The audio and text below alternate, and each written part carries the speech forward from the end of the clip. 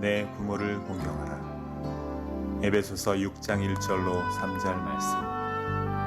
자녀들아, 주 안에서 너희 부모에게 순종하라. 이것이 옳으니라. 내 아버지와 어머니를 공경하라. 이것은 약속이 있는 첫 계명이니 이로써 내가 잘되고 땅에서 장수하리라. 아멘.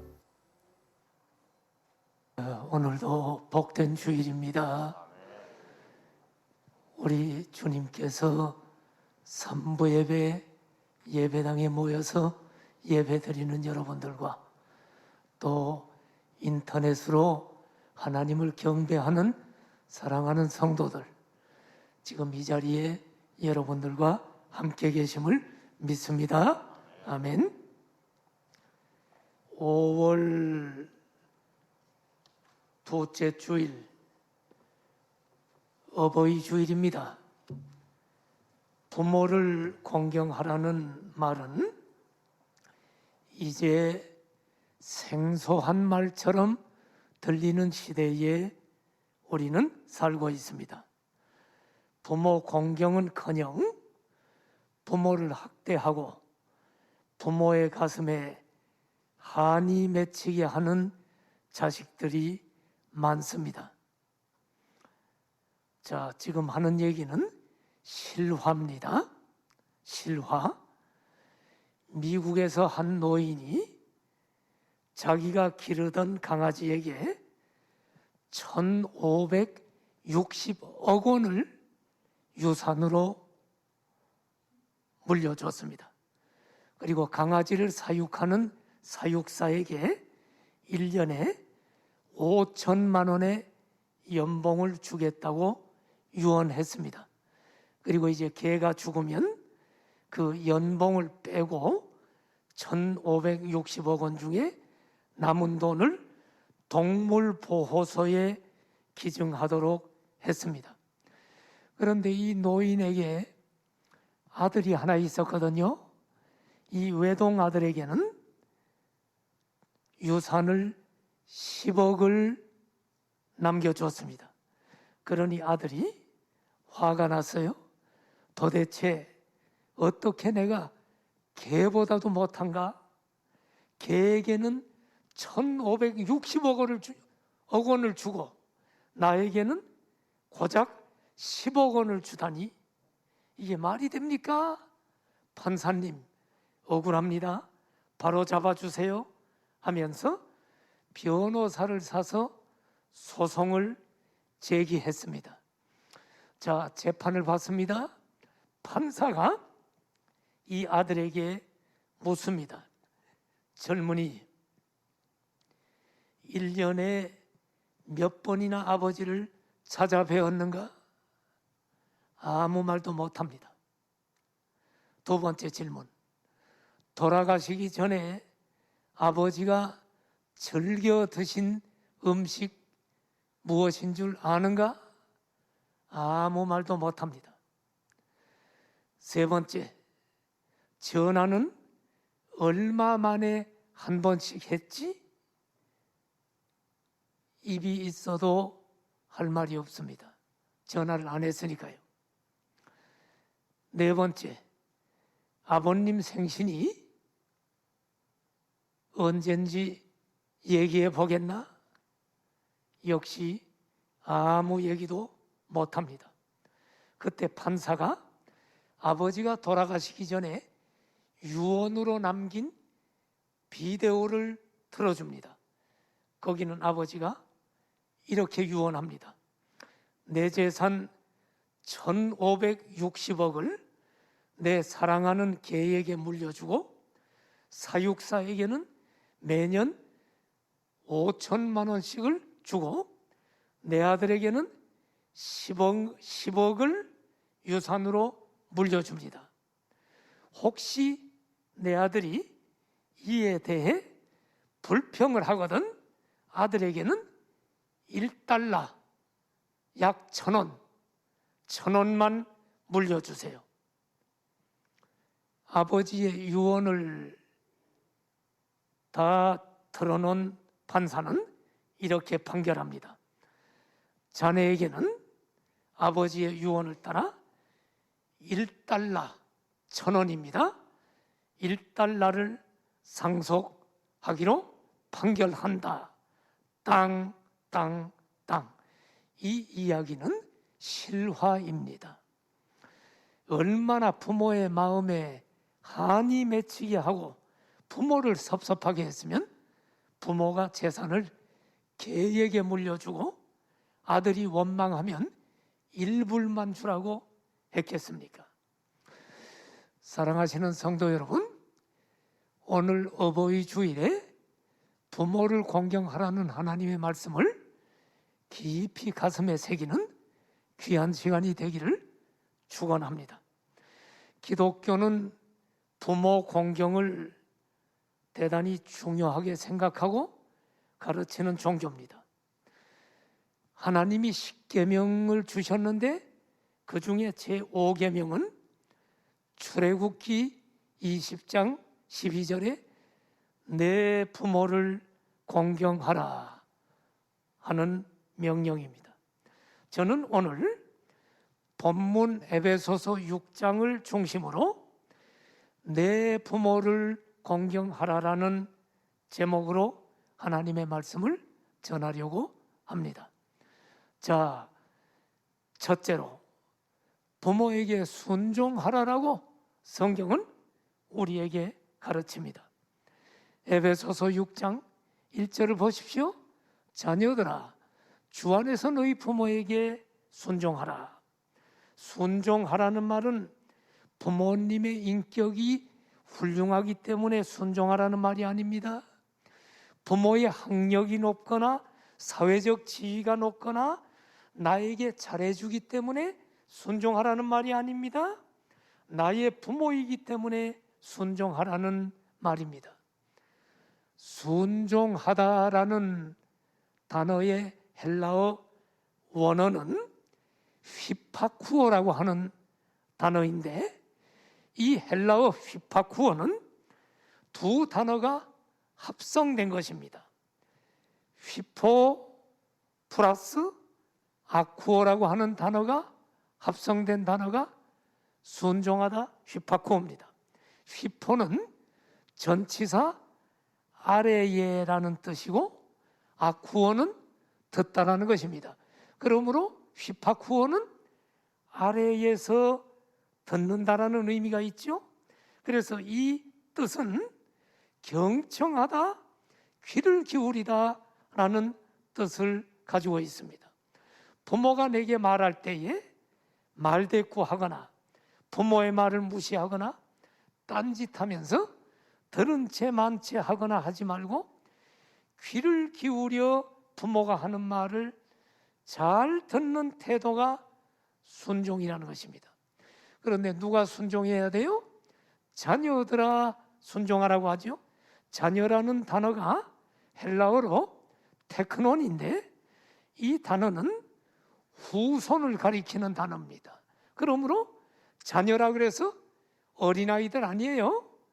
양육 과정에 있는 어린 자녀들뿐만 아니라 성인이 된 자녀, 나이 든 자녀들까지 모두 포함돼서 성경은 테크논 자녀들아.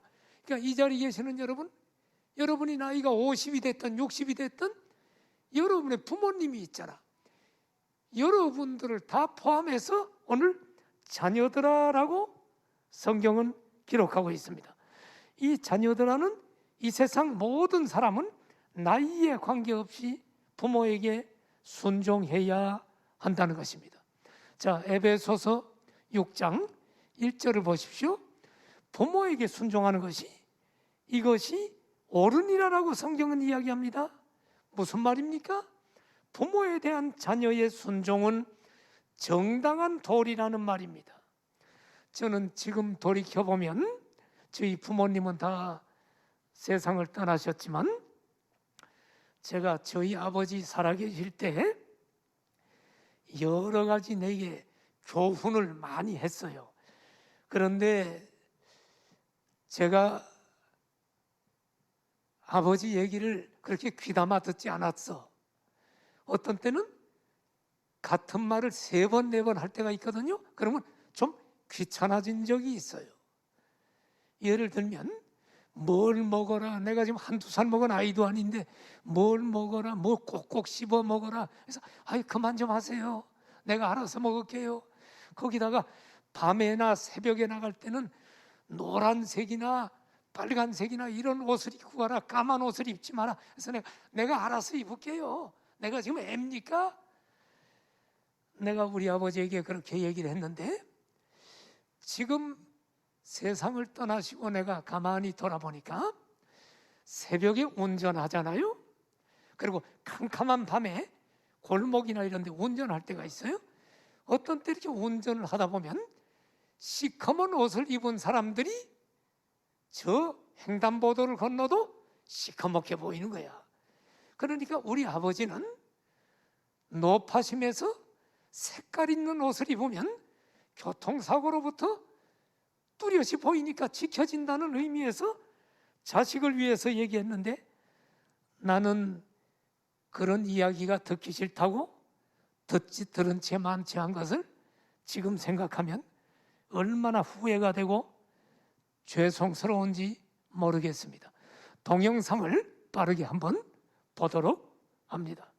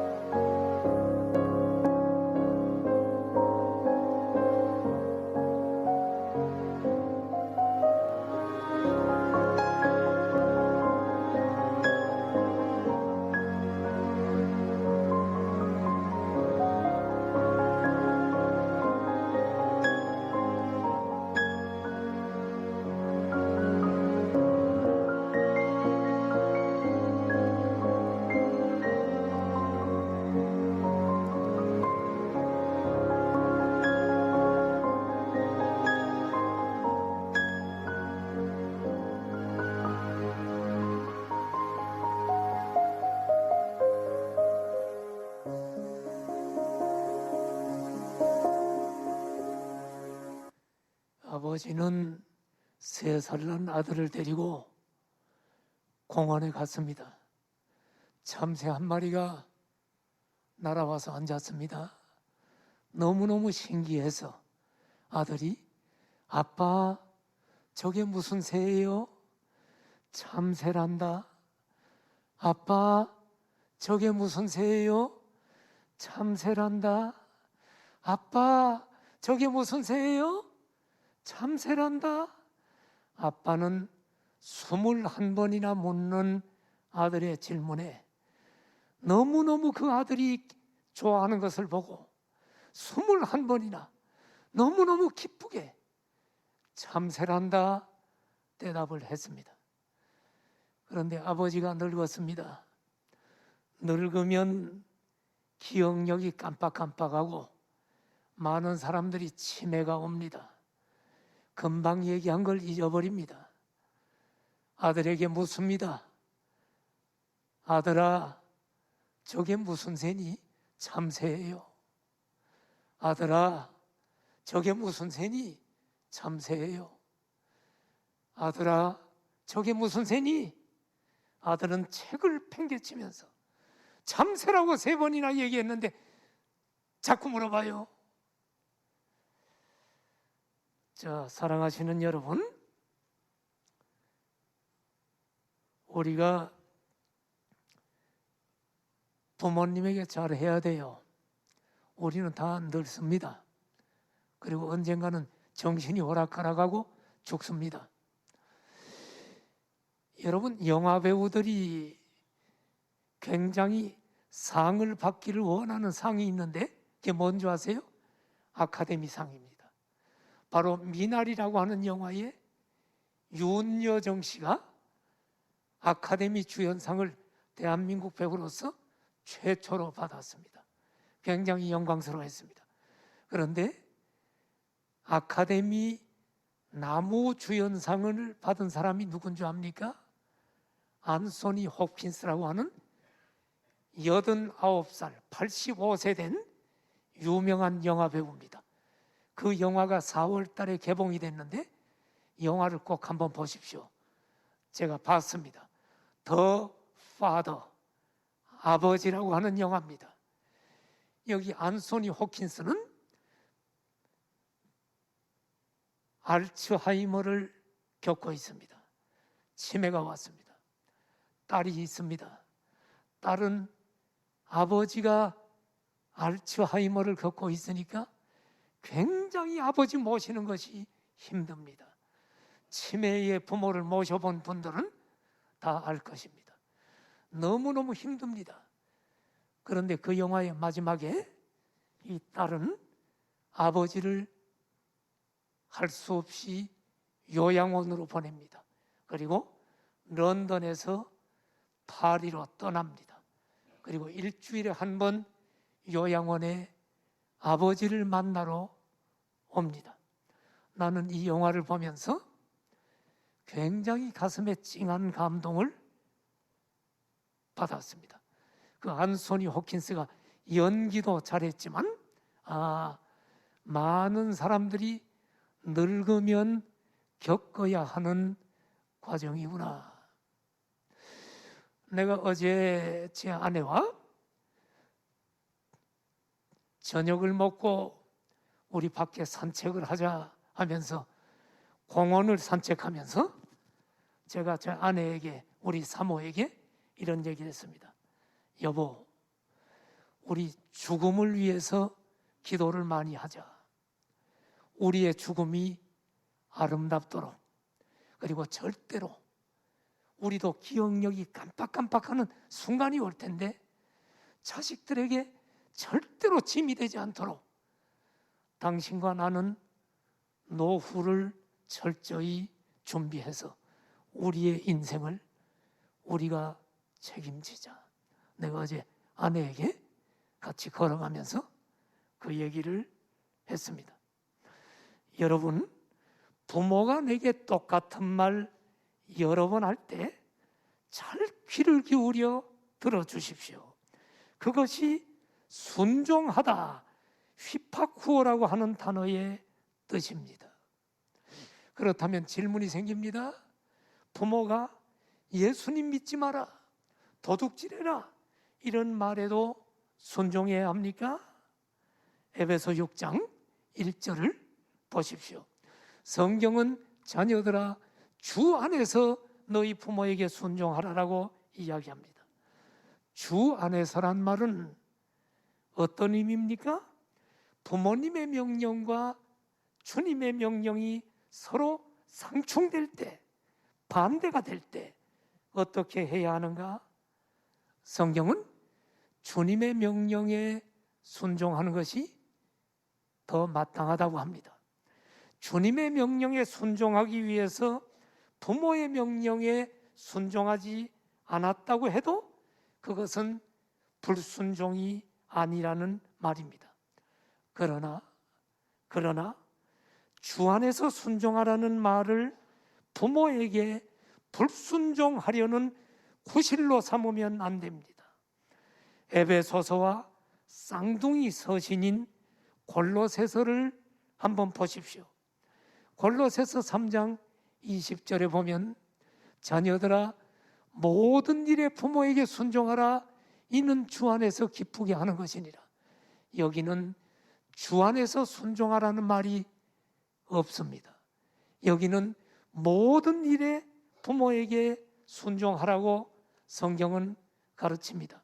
그러므로 에베소서와 골로새서를 종합해 보면 예수님을 믿는 하나님의 자녀는 기본적인 태도가 모든 일에 부모에게 순종하려는 자세를 갖는 것이 골로새서 말씀처럼 주님 안에 있는 기독교인들이라면, 기독교 자녀들이라면 마땅히 모든 일에 순종하는 것이 주님을 기쁘시게 하는 것이라는 말씀입니다. 요즘 부모님을 요양원에 많이 보내잖아요.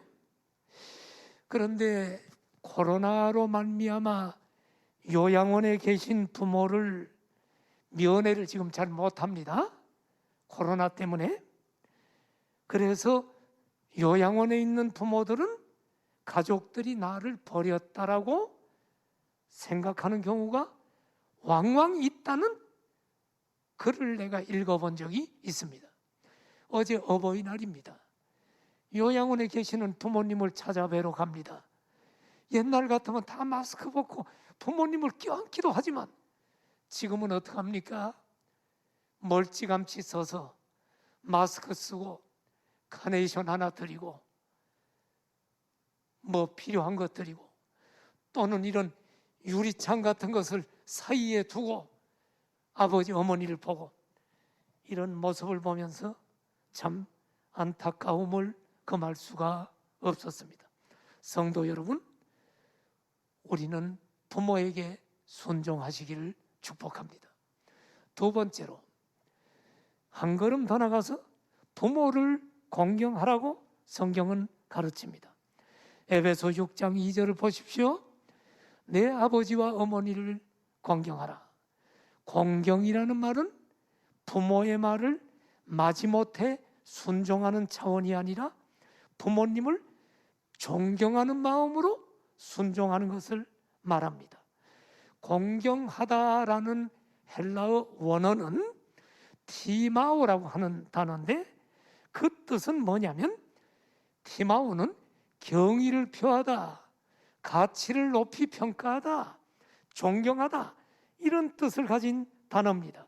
그러므로 부모를 공경하란 말은 부모를 무시하거나 멸시하지 않고 내 부모의 가치를 높이 평가하고 부모를 존경하고 부모에게 경의를 표하는 것을 티마오, 공경하다라는 단어라는 사실입니다.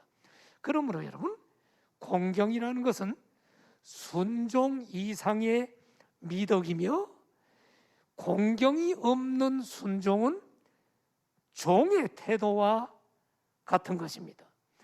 그런데 이 티마오라고 하는 부모를 공경하라는 이 단어는 하나님을 경외하는 것을 가리킬 때도 이 단어가 사용되었습니다. 따라서 부모를 공경하라는 말은 마치 하나님을 경외하듯 섬겨야 함을 의미합니다. 그래서 종교개혁자 마르틴 루터는 이렇게 말했습니다. 부모는 하나님의 대리자다. 그렇습니다. 부모를 공경하는 것은 하나님을 경배하는 첫걸음이 될 수가 있습니다. 눈에 보이는 부모를 공경하지 못하는 자는 보이지 않는 하나님을 공경할 수가 없기 때문입니다. 부모가 아무리 늙고 병들고 보잘것없어도 나를 낳아주신 분이요, 나를 길러주신 분이요, 나를 위해 희생하신 분입니다. 그러므로 부모를 귀중히 여기고 공경해야만 합니다. 자, 이야기 하나 할게요. 평생을 일그러진 얼굴로 숨어 살다시피 한 아버지가 있었습니다. 그 아버지는 아들과 딸이 있었는데 이 아버지는 심한 화상을 입어서 자식들을 돌볼 수가 없어요. 얼굴도 보기 흉측할 뿐만 아니라 손가락도 막 떨어져 나가고 화상으로 붙어버리고, 그러니까 자식을 돌볼 수가 없어서 자식들을 위해 고아원에다가 자식들을 맡기고 자신은 시골의 외딴 집에서 홀로 살았습니다. 그런데 자식들은 자기 아버지가 자기들을 버렸다고 생각하면서 아버지를 원망하며 자랐습니다. 세월이 지나서 어느 날 아버지가 자식들을 만나게 됐습니다. 그런데 아버지라며 나타난 사람이 얼굴은 화상을 입어서 흉측한 모습으로 일그러져 있고 손가락은 붙어 있고 또 손가락이 없고, 그때 자식들은 아니, 저 사람이 날 낳아준 아버지란 말이야? 자식들은 충격을 받았습니다. 흉측한 모습을 보고 차라리 고아라고 생각했던 시절이 더 좋았다며 아버지를 외면해 버렸습니다. 시간이 흘러 자식들은 성장을 하여 결혼을 하고 가정을 이루었지만 아버지는 여전히 사람들 앞에 모습을 나타내지 않고 혼자 시골 외딴 집에서 지냈습니다. 몇 년 뒤에 자식들은 아버지가 돌아가셨다는 소식을 듣습니다. 그동안 왕래가 없었고 아버지를 아버지로 인정하지 않았기 때문에 아버지가 돌아가셨다고 해도 전혀 슬프지 않았습니다. 하지만 자신들을 낳아준 아버지의 죽음까지 마지막 외면할 수가 없어서 이 아들, 딸은 시골의 외딴 집으로 갔습니다. 갔더니 외딴 집에는 아버지의 차가운 시신만 기다리고 있었습니다.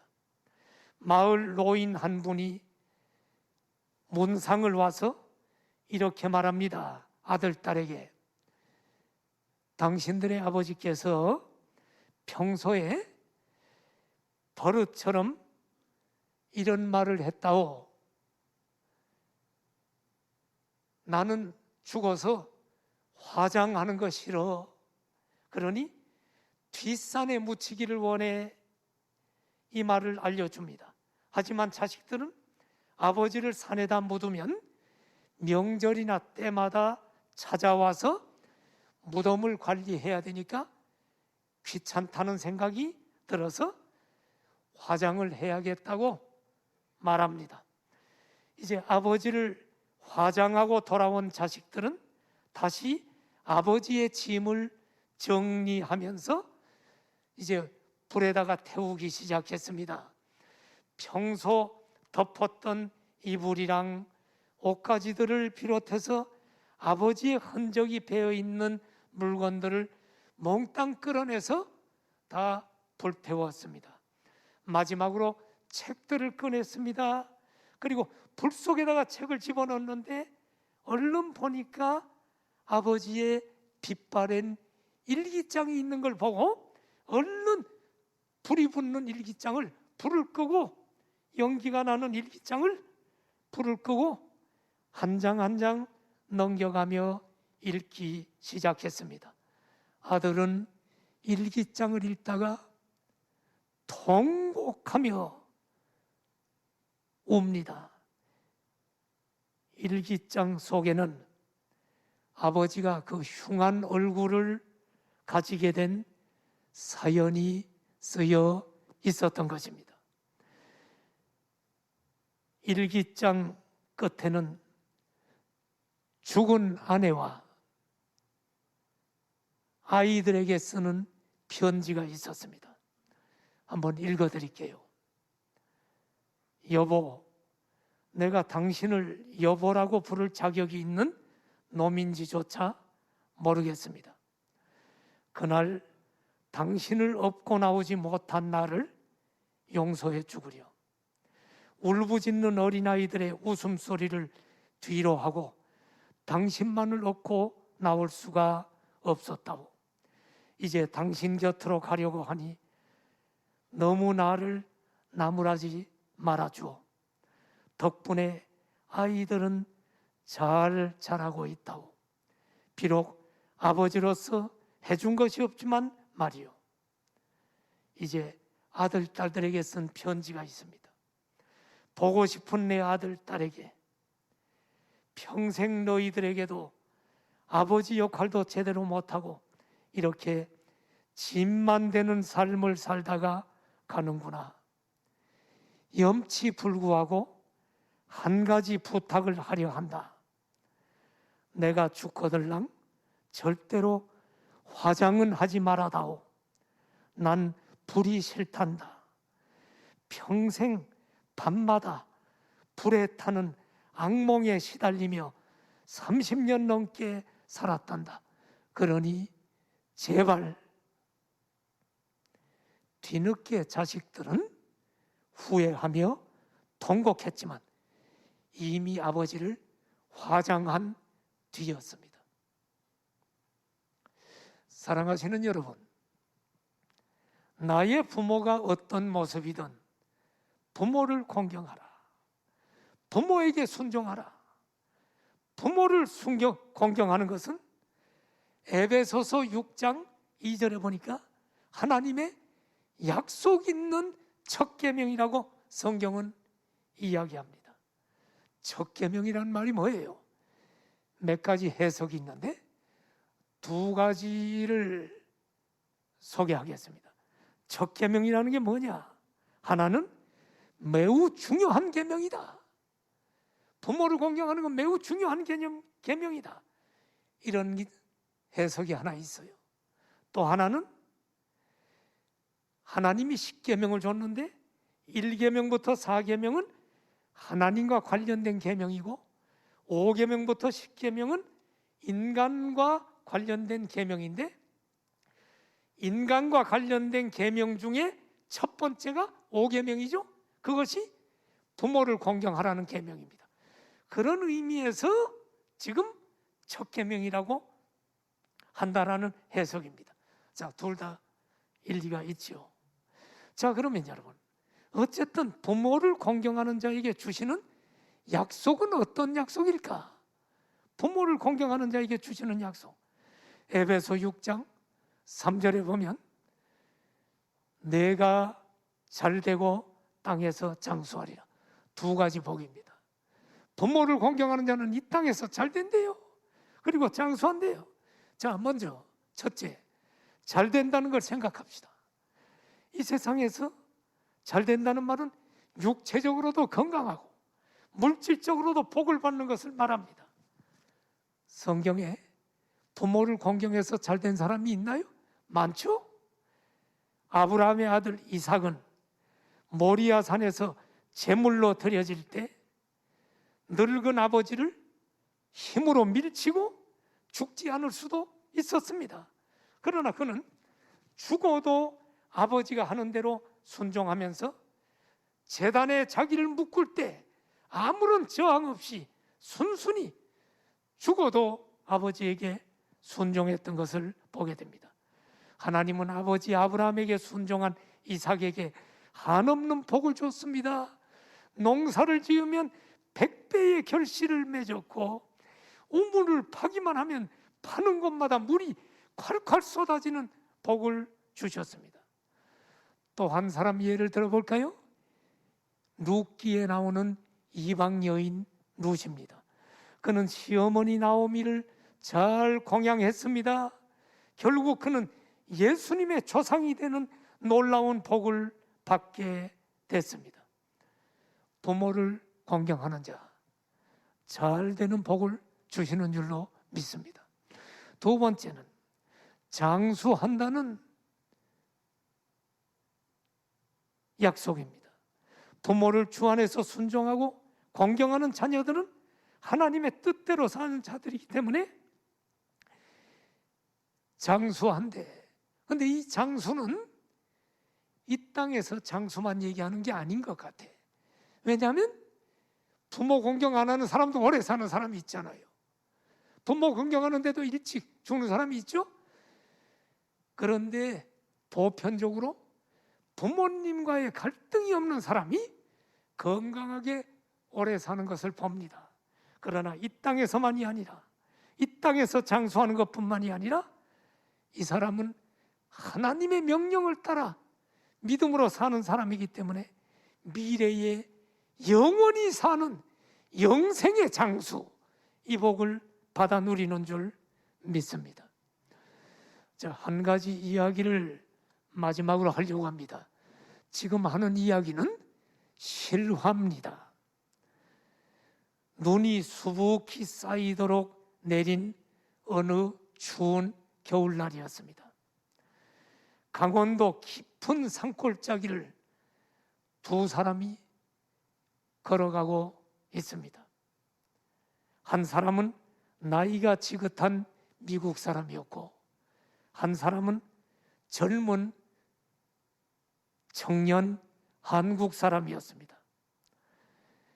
그 강원도 깊은 산골짜기 눈 속을 빠져나가며 한참 골짜기를 더듬어 들어간 두 사람이 마침내 한 무덤 앞에 섰습니다. 나이 많은 미국인이 한국인 청년에게 말합니다. 이 무덤이 내 어머니가 묻힌 무덤이란다. 사연은 이렇습니다.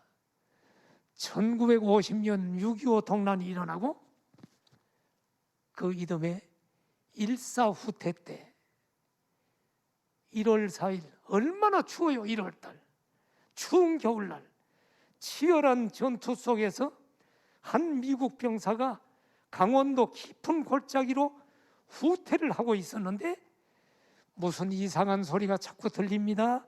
가만히 들어보니까 어린아이 울음소리입니다. 그래서 울음소리를 따라가 봤더니 그 소리는 눈구덩이 속에서 들려오고 있었습니다. 그래서 이 미군 병사는 눈구덩이를 헤쳤습니다. 아이를 눈에서 꺼내기 위해 눈을 치우던 미국 병사는 소스라쳐 놀라고 말았습니다. 또 한 번 놀란 것은 흰 눈 속에 파묻혀 있는 어머니가 옷을 하나도 걸치지 않은 알몸이었다는 사실이었습니다. 피난을 가던 어머니가 깊은 강원도 골짜기에 갇히게 되자 눈이 오는 그 겨울에 너무너무 추워서 아이를 살리려고 자기가 입고 있던 옷을 하나하나 다 벗어서 자기는 알몸으로 떨면서 아이를 감싸고 허리를 구부려 아이를 끌어안은 채 얼어 죽고 만 것이었습니다. 그 모습을 보고 감동한 미군 병사는 언 땅을 파서 어머니를 거기다 묻어주고 어머니 품에서 울어대던 갓난아이를 데리고 미국으로 건너가 자기 아들로 키웠습니다. 세월이 흘러 아이가 자라 청년이 되자 지난날 있었던 일을 아이에게 다 이야기하고 그때 언 땅에 묻었던 청년의 어머니 산소를 찾아온 것이었습니다. 이 이야기를 들은 청년은 눈이 수북히 쌓인 무덤 앞에 무릎을 꿇었습니다. 그리고 뜨거운 눈물을 줄줄 흘렸습니다. 한참 만에 청년은 자리에서 일어났습니다. 그러더니 자기가 입고 있던 옷을 하나씩 마지막 옷까지 다 벗기 시작했습니다. 마침내 그는 알몸이 되었습니다. 청년은 무덤 위에 쌓인 눈을 두 손으로 정성스럽게 모두 치워냈습니다. 그런 뒤에 청년은 자기가 벗은 옷으로 무덤을 덮어가기 시작했습니다. 마치 어머니에게 옷을 입혀드리는 듯 청년은 어머니의 무덤을 모두 자기 옷으로 덮었습니다. 그리고 무덤 위에 쓰러져 통곡을 합니다. 어머니, 어머니, 그날 얼마나 추우셨어요. 어머니 보고 싶습니다. 어머니 그립습니다. 어머니 자랑스럽습니다. 아니 거룩하고 어머니 성스럽습니다. 보고 싶은 어머니, 꿈속에서라도 한 번만 만날 수 있다면 소원이었겠습니다. 그 청년은 어머니의 사랑을 확인하고 한없이 흐르는 눈물을 흘렸다는 이야기입니다. 성도 여러분, 이 세상에 하나님의 사랑을 가장 많이 닮은 사람이 있다면 그것은 부모입니다. 부모님이 살아계시는 분들은 지금이라도 기회를 잃지 말고 효도하십시오. 이미 부모를 여윈 분들은 어떻게 할 도리가 없지만 어떤 때는 후회가 많이 됩니다. 어저께 어버이날 어느 귀한 목사님이 내게 카톡을 보냈는데 내가 그 문자를 읽다가 가슴에 너무 깊은 감동을 받았어요. 잠시 소개할게요. 목사님이 이런 문자를 보냈습니다. 나이가 들수록 더 아련해지는 부모님에 대한 그리움.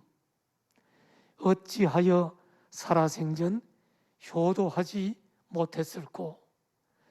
10,000번 후회해 본들 무슨 소용이 있으랴마는 하나님께서 나를 부르시는 날 천국에 갔을 때 사랑하는 하나님과 내 주님 예수님 얼굴 뵙고 난 다음 부모님 얼굴 뵙고 살아계실 때에 불효에 대한 용서를 빌려고 합니다. 내게 얼마나 그 말이 깊이 다가왔는지 모릅니다. 우리 사랑하시는 여러분, 부모님 살아계십니까? 마음을 다하여 효도하십시오. 부모님 세상 떠나신 분들은 교회나 연세 많으신 분들 도와주시고 섬기십시오. 한 걸음 더 나가 우리에게 부모님을 주신 하나님 아버지를 잘 섬기십시오. 우리를 사랑하셔서 독생자까지 십자가에 내어주시고 우리를 사랑하신 그 하나님 아버지를 말입니다. 고개 숙여 기도합니다. 성도 여러분, 나는 어버이날 설교가 참 힘듭니다. 매년 어버이날 다가오면 내가 부모님에게 썩 잘하지 못했던 것들이 자꾸 떠올라 설교하는 게 몹시 힘듭니다. 여러분, 부모님이 아직 생존해 계시다면 오늘 하나님 말씀처럼 부모에게 순종하고 부모를 공경하십시오. 그러나 부모님이 이미 떠났다면 어떡할까요? 내 부모님 아니더라도 어른들을 잘 섬기십시오.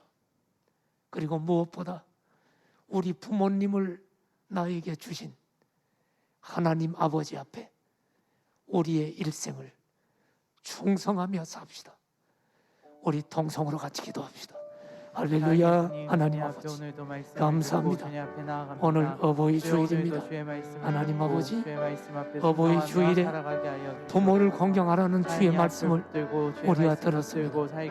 부모님이 살아계시다면 우리 사랑하는 성도들 부모님 모습 그대로 부모님을 가치 있게 여기고 부모님을 공경하고 부모님을 섬기게 도와주십시오. 부모님이 떠났다면 우리 어른들 섬기고 부모님을 주신 하나님 앞에 이제는 충성하며 살겠다고 결심하는 시간이 되게 하여 주옵소서. 예수님의 이름으로 기도드립니다. 아멘. 온라인 헌금